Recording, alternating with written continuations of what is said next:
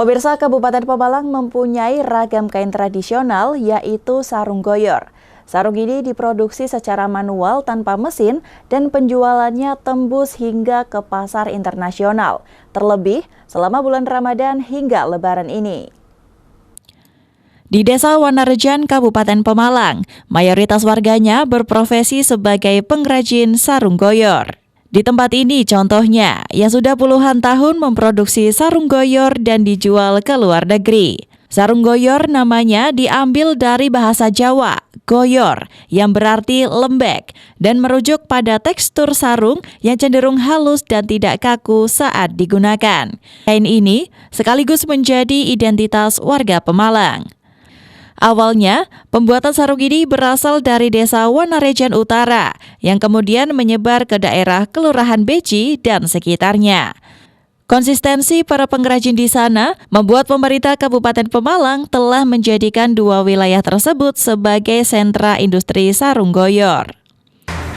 Saya Pak Mahmud, Kepala Desa Wanarejan Utara. Jadi warga saya memang kebanyakan adalah 75% pengrajin dan pengusaha sarung goyor, dan yang 25 ada yang PNS, ada yang dagang ke pasar, dan juga ada petani. Perlu kami jelaskan di sini bahwa sejarah alat tenun itu yang cerita bapak saya bahwa alat mesin tenun itu dulu dari Jepang, Pak. Semenjak Jepang dibom atom di Nagasaki dan Hiroshima, Jepang langsung dilucuti dan pulang ke negaranya. Nah, ini meninggalkan alat tenun yang mana dulu sebagian banyak karyawannya adalah warga Wanarejan Utara, orang-orang tua terdahulu. Nah, setelah Jepang pulang, akhirnya warga kami mengembangkan sendiri.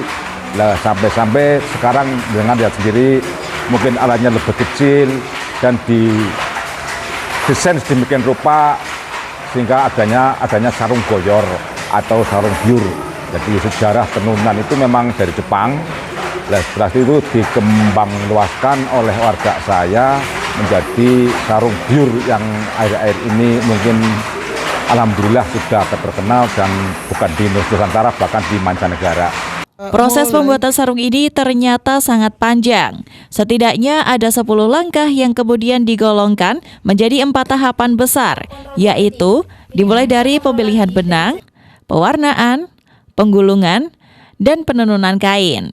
Untuk satu sarung kalau cuaca mendukung itu produksinya sekitar 40 hari atau 1,5 bulan. Kalau untuk cuacanya mendung atau cuaca hujan itu kita bisa 2-3 bulan untuk satu kali proses produksi. Jadi dari bahan mentah sampai jadi sarung itu kita butuh umumnya itu 1,5 bulan. Tapi kalau cuacanya kurang mendukung itu bisa sampai 2 bulan atau 3 bulan. Seperti itu. Jadi untuk kendalanya sendiri itu ada di cuaca yang nomor 1 karena kita semua mengandalkan dari alam. Terus yang keduanya itu kendala keduanya itu kita ada di permodalan karena memang untuk ekspor untuk biaya produksi untuk ekspor ini nggak sedikit karena memang semua dikerjakan manual dan semua pakai tangan atau handmade lah. Jadi nggak ada yang pakai mesin seperti itu. Proses pembuatannya sangat tradisional sekaligus menjadi ciri khas utama sarung goyor. Kebanyakan pengrajin menggunakan alat tenun bukan mesin yang berbahan dasar kayu dan harus digerakkan memakai tenaga manusia dengan cara digenjot atau ditarik. Dalam sehari, seorang pengrajin bisa menenun sekitar 4-5 sarung.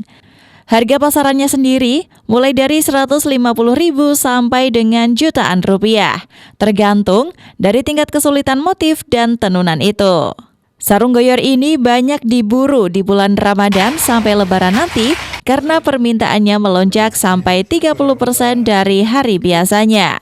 Sarung-sarung tersebut tidak hanya dipasarkan lokal saja, namun juga diekspor ke Timur Tengah hingga Afrika. Tim Liputan Batik TV melaporkan.